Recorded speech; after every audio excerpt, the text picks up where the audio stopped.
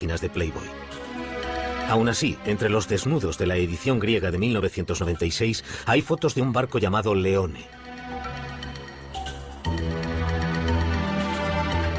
El artículo tampoco es el típico de Playboy.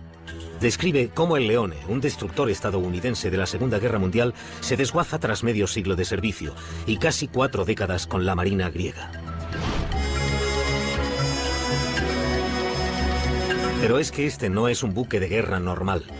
El buque que los griegos llaman Leone tiene un pasado legendario. Hace mucho tiempo se lo conocía como el USS Eldridge, en la época en la que supuestamente fue objeto de un audaz experimento de teletransporte e invisibilidad. El experimento tuvo lugar durante los primeros años de la Segunda Guerra Mundial como contramedida contra los U-boats alemanes. Los convoys aliados eran un salvavidas. Traían hombres, productos y armas en el momento de mayor necesidad. Pero eran lentos y problemáticos, y a menudo estaban fabricados con piezas de barcos viejos y decrépitos. Los barcos que los protegían estaban por detrás de los submarinos enemigos, ya que tenían mayores ángulos de rotación. Un U-boat podía maniobrar mucho mejor que un destructor, meterse en el convoy y centrarse en un objetivo sin defensas. Solo en 1942 se torpedearon y se hundieron más de 1000 barcos aliados. Para combatir a los submarinos, la Marina estadounidense desarrolló un barco de guerra más manejable llamado destructor escolta. Un destructor escolta es un barco antisubmarino. Es como un destructor, pero no es tan rápido. Y tiene un radio de giro mucho más pequeño. Puede que no solo tuviera una mejor maniobrabilidad. Los que creen en el experimento Filadelfia dicen que había planes para darle al destructor escolta una gran ventaja sobre los submarinos. Invisibilidad. El supuesto invento de nada menos que Albert Einstein. Einstein, de hecho, trabajaba para la Marina en esa época. Oficialmente trabajaba en ideas para armas convencionales, incluyendo torpedos y minas submarinas. Pero eso era para ocultar el verdadero proyecto de Einstein, o eso dicen los que creen en la historia, entre ellos un supuesto testigo ocular del experimento llamado Carlos Allende. Según Allende, la Marina usó una variación de la teoría del campo unificado de Einstein, que en ese momento estaba supuestamente incompleta. Usaron la teoría del campo unificado para curvar la luz, para volver invisible el barco, porque estaba rodeado de una niebla electromagnética. También fue Allende el que desveló la identidad del presunto barco de pruebas, un destructor escolta. Para asombro de los espectadores, no solo era indetectable para el radar, sino invisible también ópticamente. El Eldridge consiguió presuntamente la forma suprema de camuflaje, la invisibilidad. Pero entonces tuvo lugar un efecto aún más extraño: teletransporte. Los cronistas del experimento Filadelfia no se ponen de acuerdo sobre si esto sucedió ese primer día o en una prueba posterior. Pero en lo que sí están de acuerdo es en que mientras el Eldridge empezaba a reaparecer, hubo un repentino fogonazo. Entonces el barco desapareció otra vez y simultáneamente volvió a reaparecer en el muelle de Norfolk, Virginia, a 500 kilómetros de distancia. Tras unos minutos desapareció de Norfolk y reapareció en medio de otra niebla verde cargada de ozono en Filadelfia. Tras ese milagroso viaje, el USS Eldridge regresó ileso. Pero el caso de la tripulación fue totalmente distinto. Los hombres quedaron molecularmente enganchados al barco, unidos con el barco cuando se teletransportó. Los hombres se volvieron locos, se quemaron o quedaron invisibles. Fue espantoso. A esos tripulantes les pasaron cosas horribles. A continuación, los asombrosos hechos que han sido encubiertos. Nunca les dijeron la verdad a las familias. Les dijeron que se habían perdido en el mar como parte del contingente de guerra. Era una afirmación muy creíble. Muelle naval de Filadelfia, verano de 1943. Según la leyenda, el USS Eldridge volvió tras ser teletransportado cientos de kilómetros. Cuando se materializó en la espesa y verde niebla, los observadores estaban alucinados por el logro. Pero su emoción se convirtió en horror. Las moléculas se habían mezclado, humanos y metal. Los miembros se habían fundido con los mamparos. Una visión espantosa. Lo primero que encontraron fue a 2 marineros enterrados en la cubierta de acero. Estaban literalmente dentro del acero, muriéndose o casi muertos. Había 2 más de pie en el mamparo, también enterrados en acero. El 5.º hombre tenía la mano enterrada en el acero. Otros marineros habían desaparecido, se habían vaporizado.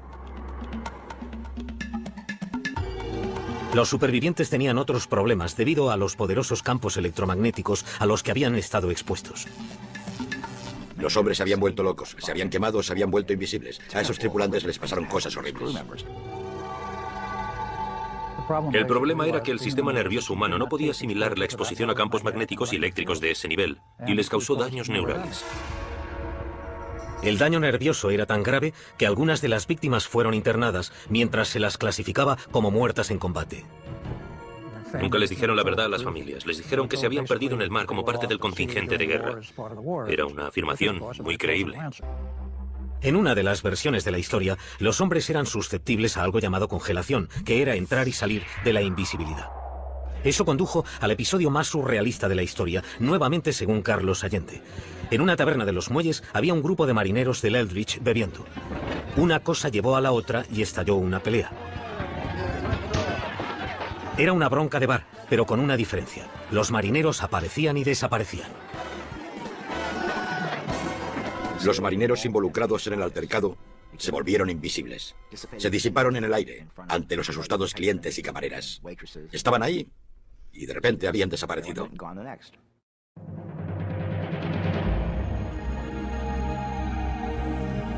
Enfrentados a estos extraños efectos y a la carnicería del Eldridge, se dice que la Marina desechó toda la operación. Se disolvió el equipo científico y se cancelaron los siguientes experimentos. Aparentemente, el diario de a bordo del Eldridge se alteró para mostrar que nunca había estado en el muelle de Filadelfia. Se obligó a los testigos a firmar juramentos de silencio draconianos. Y así terminó el experimento sobre invisibilidad y teletransporte de la Armada de la Segunda Guerra Mundial. El proyecto Rainbow, como se llamaba, se canceló, clasificado según algunos más allá del alto secreto. La leyenda dice que la Marina no había hundido el experimento lo suficiente. Una sombría figura se escaparía de sus elaboradas precauciones de seguridad para explicar la historia del experimento Filadelfia.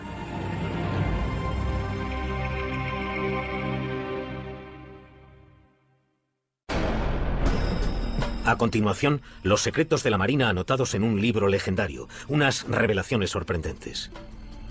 Esos 3 escritores resolvían todos los misterios del universo. Hablaban de modos y métodos de viaje usados por los ovnis. Hablaban sobre el comportamiento y la ética de los seres que gobernaban esas naves espaciales. Cómo se originó la historia del experimento Filadelfia es una leyenda por derecho propio y tiene que ver con ovnis, oficiales navales visionarios y la curiosa vida y la misteriosa muerte de Maurice K. Jessup.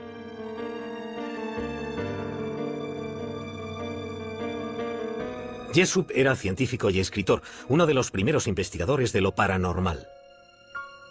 Las cosas inexplicables le producían curiosidad y siempre pensó que la ciencia debía estudiar las excepciones, las irregularidades, creo que las llamaba, las cosas que no encajaban con las teorías. En 1955 publicó The Case for the UFO. El libro es un valiente intento por legitimizar un tema que las revistas baratas y las películas de serie B ya habían corrompido.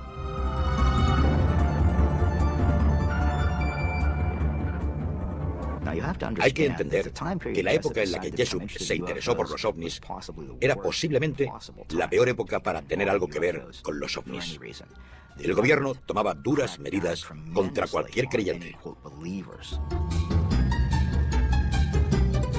Este desprecio oficial ocultaba un interés real del gobierno. Había informes de pilotos militares acerca de objetos voladores que nadie podía explicar. Tenía un hombre trabajando para mí, un teniente llamado Bill Ditch, que era uno de mis trabajadores más brillantes. Estaba solo y miró a un lado y dijo que había algo volando en formación a su lado.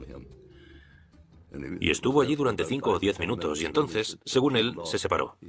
Dijo que tenía forma de plato y que brillaba levemente.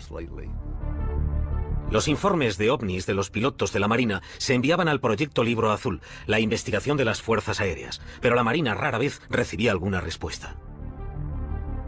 Nunca nos dijeron absolutamente nada. Era una vía de una sola dirección. Para nosotros, era un hundimiento. Como las fuerzas aéreas les ponían trabas, algunos oficiales de la Marina iniciaron su propia investigación no oficial sobre los ovnis. Entre ellos estaba el teniente comandante George Hoover y el capitán Sidney Sherby de la Oficina de Investigación Naval.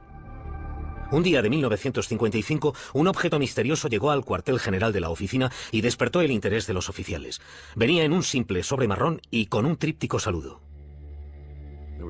No tenía remitente. El sello era de Seminole, Texas. Y por detrás, garabateado, decía Felices Pascuas. En el sobre había una copia de bolsillo de The Case for the UFO de Morris K. Jessup. Los márgenes estaban llenos de comentarios en tinta de 3 colores diferentes y aparentemente en 3 caligrafías diferentes. Si leías los comentarios garabateados en el libro, esa gente hablaba de que estaban en algún lugar de la superficie de la Tierra. Los alienígenas, si queréis llamarles así. Esos 3 escritores resolvían todos los misterios del universo. Hablaban de modos y métodos de viaje usados por los ovnis. Hablaban sobre el comportamiento y la ética de los seres que gobernaban esas naves espaciales. Los escritores también afirmaban conocer un proyecto ultrasecreto llevado a cabo durante la Segunda Guerra Mundial en el que había desaparecido un buque de guerra, experimentos de campo de la Marina estadounidense. En octubre de 1943, según el libro, se producía la invisibilidad de un barco y su tripulación.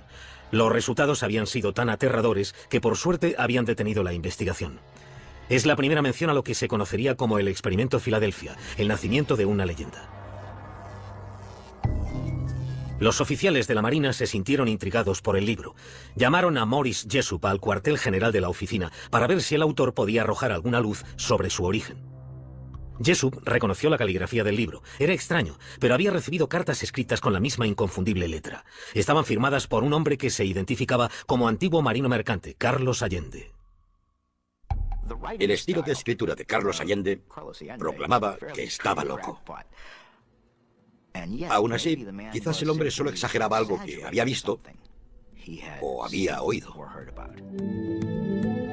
Desde entonces, la gente se ha mostrado perpleja ante el aparente interés militar de alto nivel en un libro sobre los ovnis. Morris K. Jessup quedó asombrado por el interés de la Marina. Se dice que empezó su propia investigación sobre el experimento Filadelfia. En 1959 presuntamente hizo un gran descubrimiento e iba a compartirlo con un colega llamado Dr. Manson Valentine. En abril de 1959, Morris Jessup llamó a su amigo, el Dr. Valentine, y le dijo: creo que he encontrado algo que tiene que ver con el experimento Filadelfia, que he estado investigando, y quiero mostrarte lo que he encontrado. Quedaron para cenar y hablar de su investigación al día siguiente. Sin embargo, al día siguiente, el 20 de abril de 1959, se descubrió el coche de Jessup en un parque de Coral Gables, Florida. El motor aún estaba en marcha. Había una manguera que iba desde el tubo de escape al interior del coche. Dentro estaba Morris K. Jessup, que todavía respiraba, aunque murió poco después envenenado por el monóxido de carbono. Aparentemente suicidio. ¿Lo era? Es muy interesante que en lugar de ir a casa del Dr. Valentine, eligiera ir a un parque y, presuntamente, suicidarse. Desde entonces, la naturaleza de la muerte de Jessup ha sido muy controvertida. Algunos creen que le asesinaron por lo que sabía sobre el experimento Filadelfia. Otros dicen que se quitó la vida debido a su reciente divorcio y al hostil recibimiento de sus libros. Sigue siendo un misterio, incluso para su hija. Ella cree que tenía muchas cosas por las que vivir, pero admite, sinceramente, que lo contrario también podría haber sido cierto. Su mujer, Marjorie, me llamó para decirme que había muerto. Y mi reacción en ese momento fue decir, ¿cómo lo ha hecho? Así que para mí, debía de estar deprimido en ese momento. Es curioso, hasta que me lo ha preguntado no había pensado en ello, desde hace mucho tiempo. Pero dijo que había muerto y yo pregunté, ¿cómo lo ha hecho? Sea como sea, la muerte de Morris Jessup añade misterio y credibilidad al experimento Filadelfia. Es una historia muy triste. Pero que hiciera eso ayudó a propagar y autentificar los rumores de que había algo, que esto tenía algo de cierto.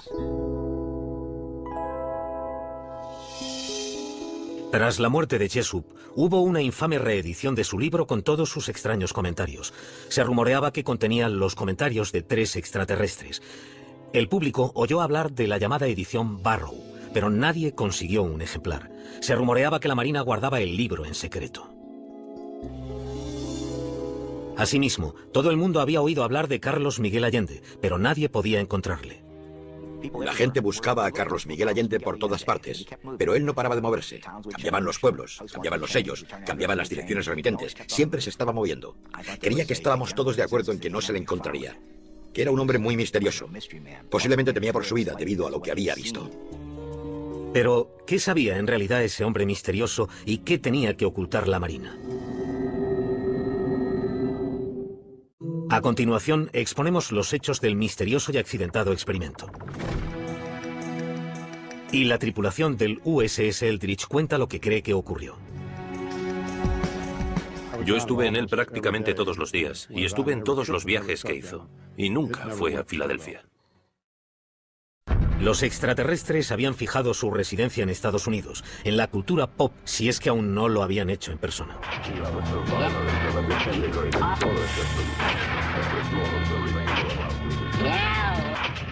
Los ovnis, Roswell, los ovnis de los 50, Expediente X, Alien, más Alien, hombres de negro, monstruos del lago Ness, juguetes, camisetas, figuras, libros, juegos.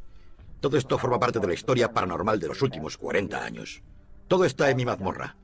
Bienvenidos a mi mundo. Como muchos otros jóvenes investigadores de ovnis en los años 60, a Robert Gorman le fascinaba el hombre misterioso del experimento Filadelfia, Carlos Miguel Allende. Pero a diferencia de otros cazadores de Allende, Gorman vive en New Kensington, Pensilvania, el mismo lugar desde el que Allende envió muchas de sus cartas. Pensé que si alguien podía encontrar a Allende sería yo, porque vivo en el mismo pueblo y no tengo que viajar mucho. Tendría que poder intentarlo, y a finales de los 60 lo intentaba con fuerza. Gorman y los demás tenían pocas cosas con las que trabajar. La única información sobre Allende era su número de identificación de marinero, que incluyó en sus primeras cartas. Aparecieron hombres que afirmaban ser Carlos Miguel Allende, pero eran impostores que no podían presentar documentos de la Marina. Durante los años 60, su fama clandestina creció. Se creía que la Marina tenía un interés secreto en un libro que les habían enviado anónimamente por correo unos seres desconocidos. Un artículo de la revista Saga de finales del 67 y 2 novelas de bolsillo del 68 supusieron el nacimiento del misterio Allende Jessup en la mente del tipo normal y corriente, de a pie. Alrededor de Carlos Allende creció una considerable industria casera. Todo el mundo parecía llenarse los bolsillos, excepto el propio Allende, que también respondía al nombre de Carl Allen. Carl Allen al final se enfadó y se amargó bastante porque todo el mundo hacía dinero con el experimento Filadelfia. Todos los editores publicaban y vendían libros. Todo el mundo publicaba en sus libros las cartas que él le había escrito a Morris Jessup. Todo el mundo parecía estar haciendo dinero con esa historia, menos la persona que se la había inventado, Carl Allen. Así que en el verano del 69, Carl M. Allen, con una copia de la edición Barrow en la mano, entró en el cuartel general de la Oficina de Investigación Naval y confesó que todo aquello era una broma de mal gusto. Dijo que eran las mentiras más delirantes que había escrito nunca. Su confesión fue el segundo gran golpe que recibió el movimiento OVNI en un año. A principios de 1969, las fuerzas aéreas dejaron oficialmente de suministrar fondos para las investigaciones de lo paranormal. Dijeron que los ovnis no existían. Cerraron filas con la Marina, que había abandonado su búsqueda no oficial de extraños objetos voladores. El estudio de los ovnis no solo perdió su legitimidad en el gobierno, sino también a su chico de bandera, el supuesto extraterrestre Carlos Allende. Pero de ningún modo significó el final de la leyenda del experimento Filadelfia. En 1975, el Triángulo de las Bermudas de Charles Berlitz se convirtió en una sensacional editorial. Entre los informes sobre barcos y aviones desaparecidos estaba la historia del experimento del barco invisible de la Segunda Guerra Mundial.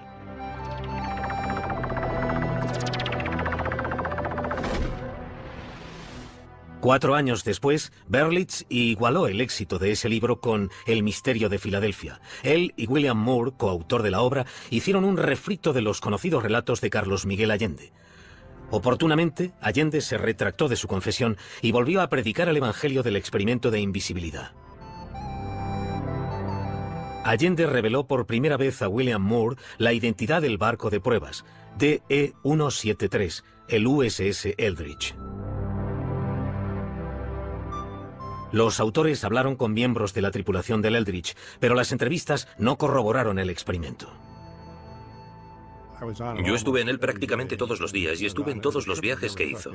Y nunca fue a Filadelfia. Si hubiera habido cualquier cotilleo, yo lo habría sabido, y no hubo ningún cotilleo sobre nada ultrasecreto en nuestro barco. En lugar de aceptarlo, los autores teorizaron que el experimento había tenido lugar con una tripulación especial antes de que el barco fuera usado oficialmente. Esta explicación también es discutida por miembros de la tripulación que dicen que estuvieron con el Eldridge desde su construcción hasta el combate. Algunos de los miembros de nuestra tripulación estaban en Newark, Port Newark, en el edificio federal de navegación. Estaban allí mientras se ensamblaba el barco para enterarse de todos sus entresijos, y zarparon con el Eldridge.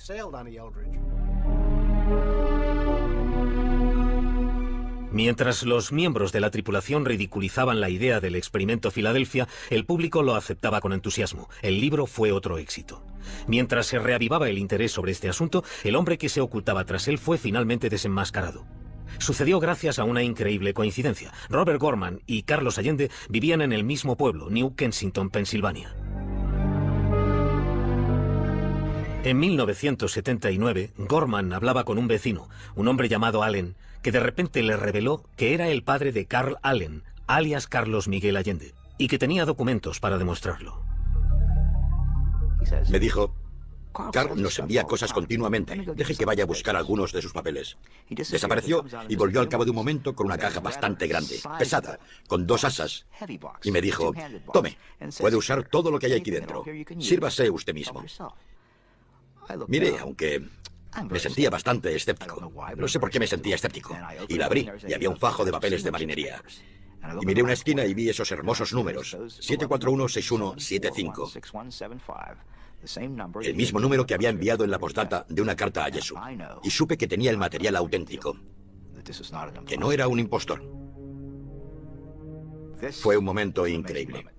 Sabía que tenía el material auténtico. Carlos Miguel Allende. El material auténtico resultó ser bastante diferente a la leyenda del señor Allende. Su verdadero nombre era Carl Meredith Allen y había nacido en esta casa de Springdale, Pensilvania, en 1925. Lo primero que me viene a la mente sobre Carl Allen, mi hermano mayor, es que era muy inteligente. Pero no muy listo, no sé si me entienden. Tras una prueba de inteligencia, tuvo el segundo coeficiente intelectual más alto del condado, pero suspendió en el colegio. Aunque era un mal estudiante, era un lector voraz, con la excéntrica costumbre de anotar casi todo lo que leía. Tachaba lo que el autor había escrito y ponía su propia anécdota en el margen. Y creo que lo hacía porque no había aprendido a escribir. Así que se limitaba a cortar y pegar lo que otra persona había escrito. Se compraba un libro, lo llenaba de comentarios y lo enviaba por correo a alguien que pensaba que podría estar interesado en lo que él había escrito. Que garabateara The Case for the UFO y lo enviase al cuartel general de la Marina es típico de Allen. Pero fue un tiro a ciegas que dio en la diana, desencadenando una impresionante reacción en cadena. La Marina llamó a Jessup por casualidad. Jessup conservaba las cartas. Los 2 hombres, fuera de servicio o no, decidieron reproducir el libro, lo que generó el rumor de que el libro con las anotaciones circulaba entre las personas más poderosas. Y después, Jessup se suicidó. Robert Gorman concluyó que el experimento Filadelfia no era nada más que un fantasma. En 1980 publicó un artículo en la revista Fate titulado Alias Carlos Allende, en el que revelaba que el nombre era Allen, no Alien. Descubrió lo que cuesta matar una leyenda. Envié preguntas a diferentes e importantes personalidades relacionadas con los ovnis, gente que dirigía revistas, y lo que recibía era más que una simple evasiva. Casi me ponían en la lista negra. Todo iba bien cuando escribía artículos a favor de los ovnis y sobre los hombres de negro y los misterios del universo, pero no querían saber nada de Carlos Allende. El propio Allende contestó con amenazas de muerte.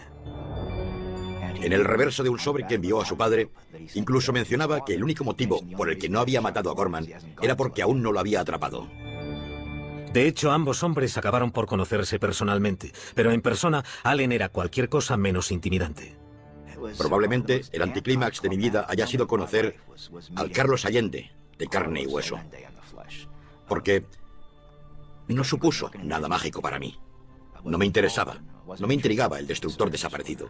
No me intrigaba saber si era un extraterrestre, porque sabía la verdad. ¿Fue el descrédito de Allen como testigo presencial el final del experimento Filadelfia o realmente ocurrió algo en 1943?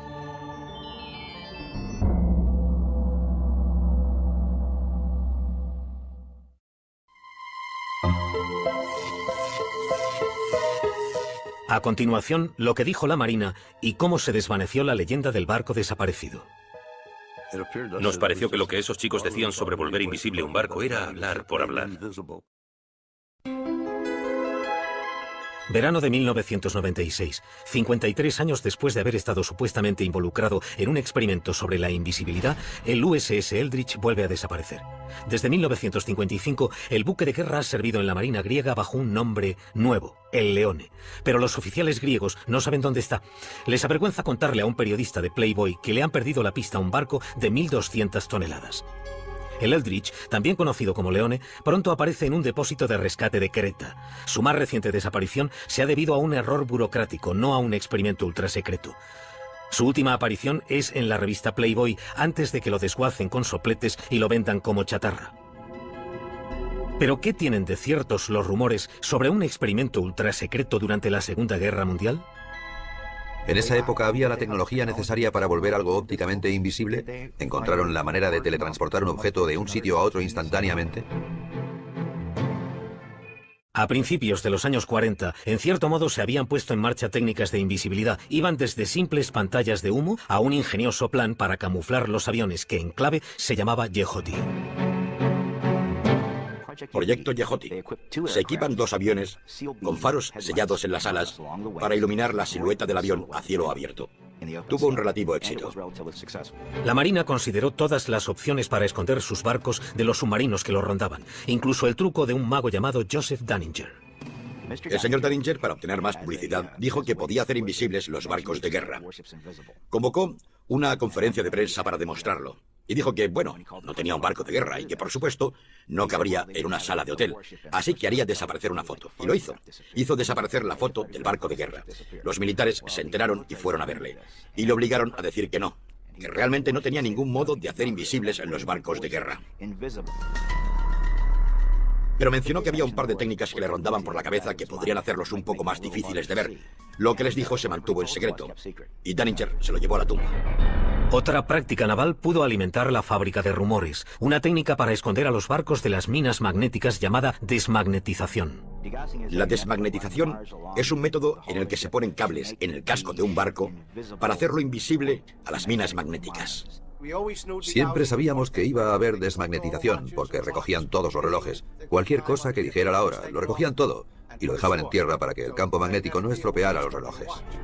Durante la Segunda Guerra Mundial, la Marina tenía una zona de pruebas poco conocida en Chesapeake Bay. Cualquier buque de guerra equipado con un equipo desmagnetizador les habría visitado. Y cuando un barco tenía un equipo de desmagnetización, se usaba en esa zona para ver si hacía contacto con alguno de los puntos de control o no. Y cuando pasaba y no dejaba ninguna señal, se consideraba que el equipo de desmagnetización funcionaba y se dejaba marchar el barco.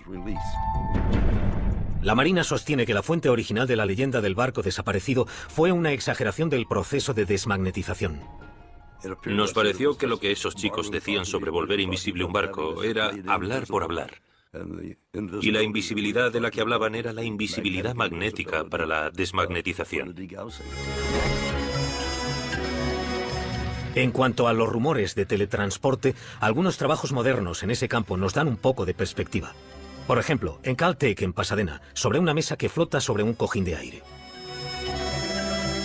Disparando un rayo láser a través de un laberinto de espejos, los científicos producen un efecto llamado teletransporte cuántico.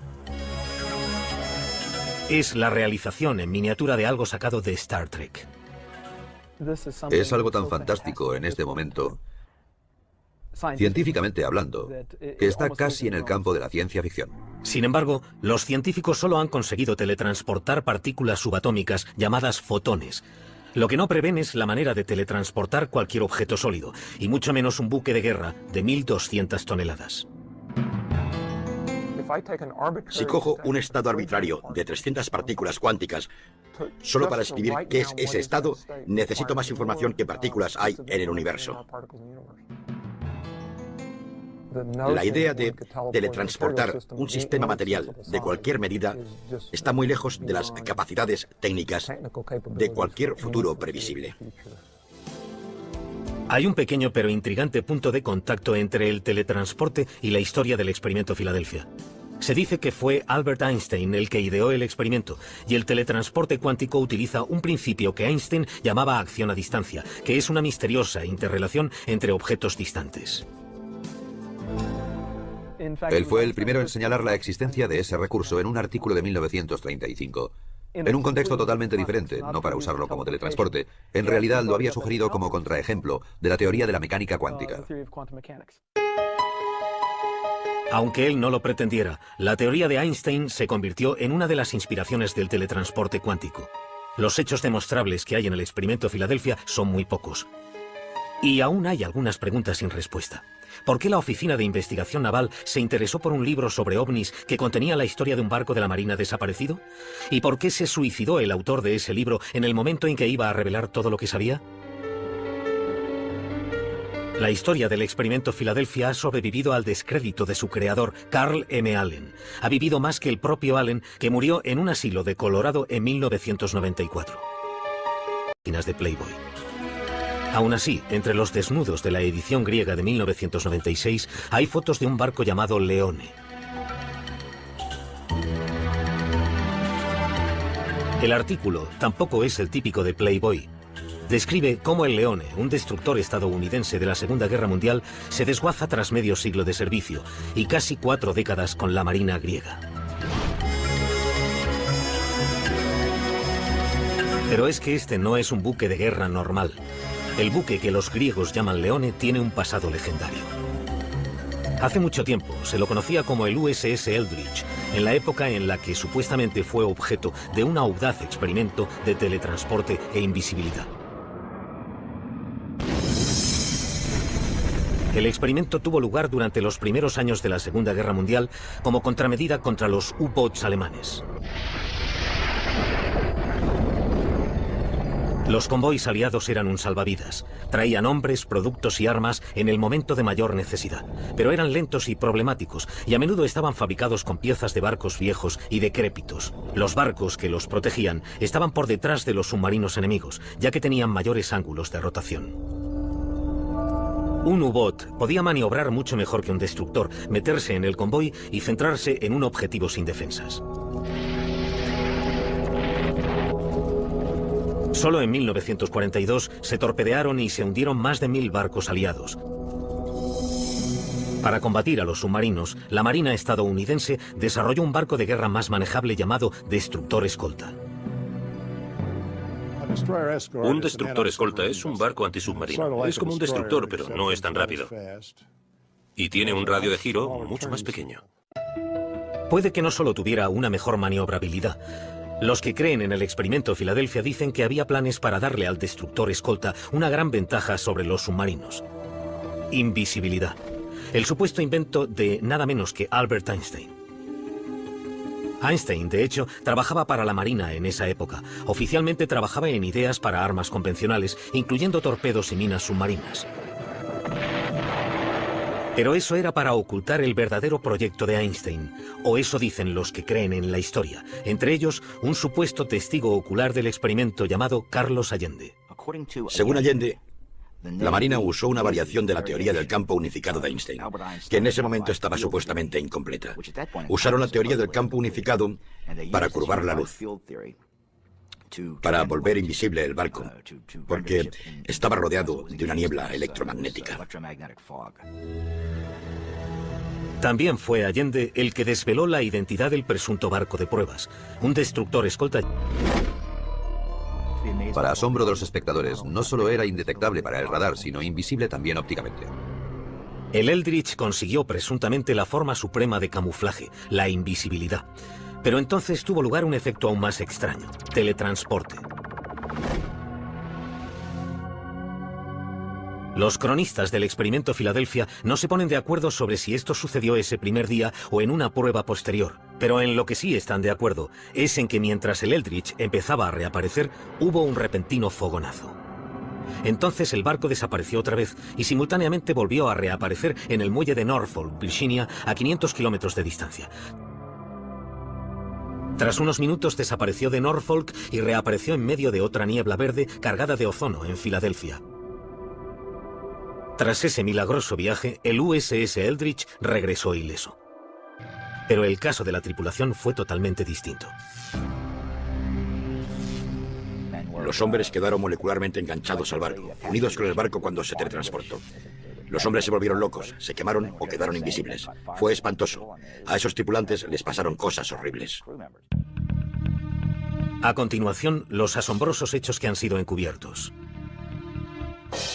Nunca les dijeron la verdad a las familias. Les dijeron que se habían perdido en el mar como parte del contingente de guerra. Era una afirmación muy creíble. Muelle naval de Filadelfia, verano de 1943. Según la leyenda, el USS Eldridge volvió tras ser teletransportado cientos de kilómetros. Cuando se materializó en la espesa y verde niebla, los observadores estaban alucinados por el logro. Pero su emoción se convirtió en horror. Las moléculas se habían mezclado, humanos y metal. Los miembros se habían fundido con los mamparos. Una visión espantosa. Lo primero que encontraron fue a dos marineros enterrados en la cubierta de acero. Estaban literalmente dentro del acero, muriéndose o casi muertos. Había dos más de pie en el mamparo, también enterrados en acero. El quinto hombre tenía la mano enterrada en el acero. Otros marineros habían desaparecido, se habían vaporizado. Los supervivientes tenían otros problemas debido a los poderosos campos electromagnéticos a los que habían estado expuestos. Los hombres se habían vuelto locos, se habían quemado, se habían vuelto invisibles. A esos tripulantes les pasaron cosas horribles. El problema era que el sistema nervioso humano no podía asimilar la exposición a campos magnéticos y eléctricos de ese nivel, y les causó daños neurales. El daño nervioso era tan grave que algunas de las víctimas fueron internadas, mientras se las clasificaba como muertas en combate. En 1955 publicó The Case for the UFO. El libro es un valiente intento por legitimizar un tema que las revistas baratas y las películas de serie B ya habían corrompido.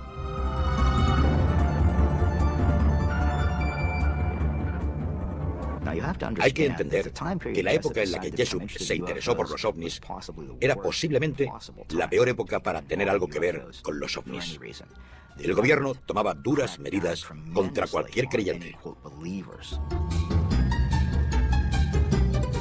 Este desprecio oficial ocultaba un interés real del gobierno. Había informes de pilotos militares acerca de objetos voladores que nadie podía explicar. Tenía un hombre trabajando para mí, un teniente llamado Bill Ditch, que era uno de mis trabajadores más brillantes. Estaba solo y miró a un lado y dijo que había algo volando en formación a su lado. Y estuvo allí durante 5 o 10 minutos y entonces, según él, se separó. Dijo que tenía forma de plato y que brillaba levemente. Los informes de ovnis de los pilotos de la Marina se enviaban al Proyecto Libro Azul, la investigación de las fuerzas aéreas, pero la Marina rara vez recibía alguna respuesta. Nunca nos dijeron absolutamente nada. Era una vía de una sola dirección. Para nosotros, era un hundimiento.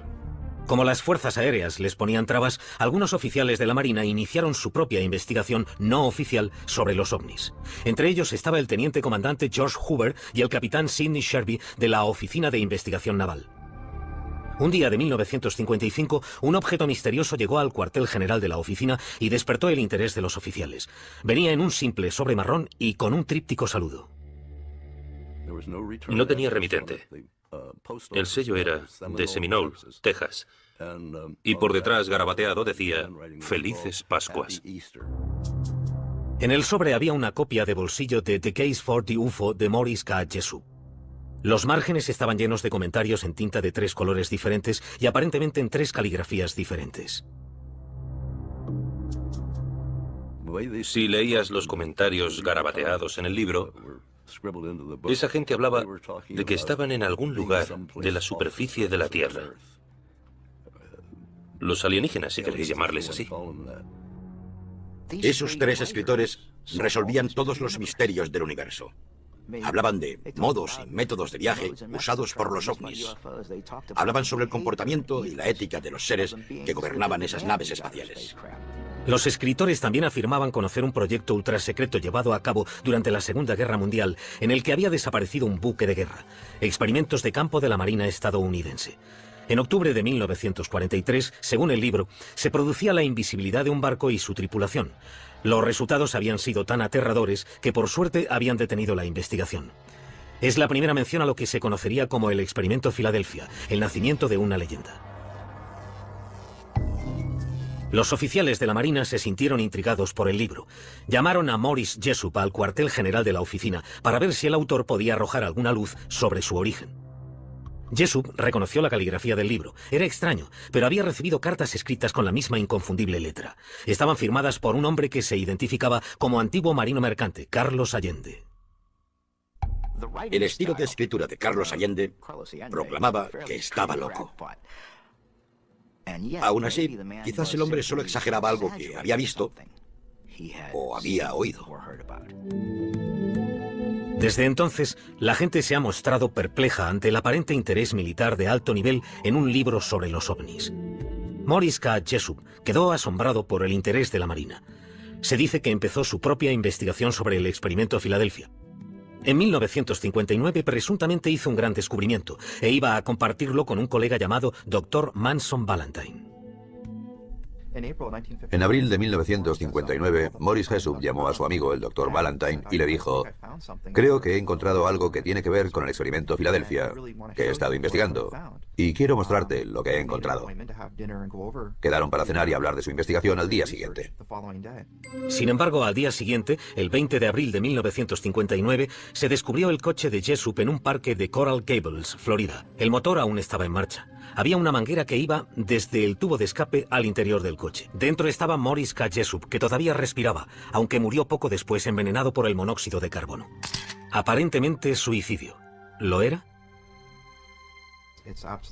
Es muy interesante que en lugar de ir a casa del Dr. Valentine, eligiera ir a un parque y, presuntamente, suicidarse. Desde entonces, la naturaleza de la muerte de Jessup ha sido muy controvertida. Algunos creen que le asesinaron por lo que sabía sobre el experimento Filadelfia. Otros dicen que se quitó la vida debido a su reciente divorcio y al hostil recibimiento de sus libros. Sigue siendo un misterio, incluso para su hija.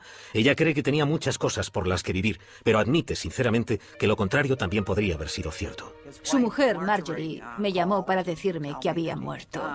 Y mi reacción en ese momento fue decir, ¿cómo lo ha hecho? Así que para mí debía de estar deprimido en ese momento. Nunca les dijeron la verdad a las familias. Les dijeron que se habían perdido en el mar como parte del contingente de guerra. Era una afirmación muy creíble. En una de las versiones de la historia, los hombres eran susceptibles a algo llamado congelación, que era entrar y salir de la invisibilidad. Eso condujo al episodio más surrealista de la historia, nuevamente según Carlos Allende. En una taberna de los muelles había un grupo de marineros del Eldridge bebiendo. Una cosa llevó a la otra y estalló una pelea. Era una bronca de bar, pero con una diferencia. Los marineros aparecían y desaparecían. Los marineros involucrados en el altercado se volvieron invisibles. Se disiparon en el aire ante los asustados clientes y camareras. Estaban ahí y de repente habían desaparecido.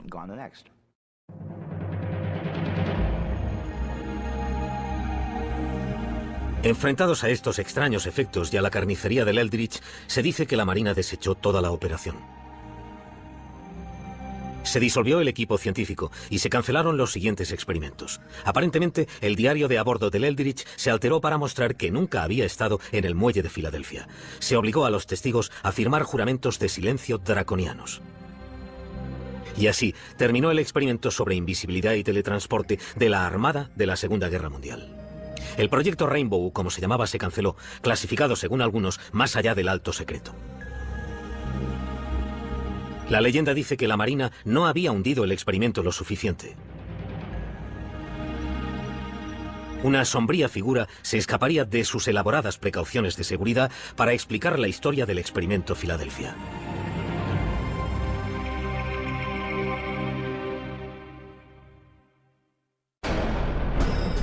A continuación, los secretos de la Marina anotados en un libro legendario, unas revelaciones sorprendentes. Esos tres escritores resolvían todos los misterios del universo. Hablaban de modos y métodos de viaje usados por los ovnis.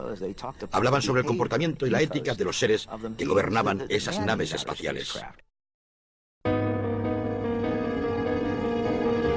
Cómo se originó la historia del experimento Filadelfia es una leyenda por derecho propio y tiene que ver con ovnis, oficiales navales visionarios y la curiosa vida y la misteriosa muerte de Morris K. Jessup.